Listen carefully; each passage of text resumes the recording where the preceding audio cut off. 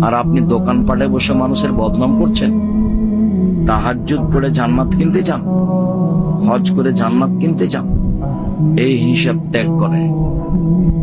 5 ওয়াক্ত সালাত আদায় করেন, হালাল রুজি উপার্জন করেন, কোরআন তেলাওয়াত করেন, আড্ডা পিঠা থেকে বিরত থাকেন, জান্নাত হবে ইনশাআল্লাহ।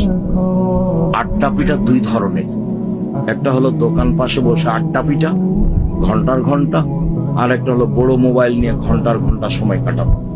এই আড্ডা পিঠা হারাম।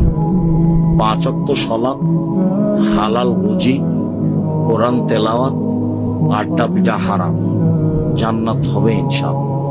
উপার্জন দিন মজুরি, না হয় চাকরি, না হয় জমি চাষ, না হয় ব্যবসা।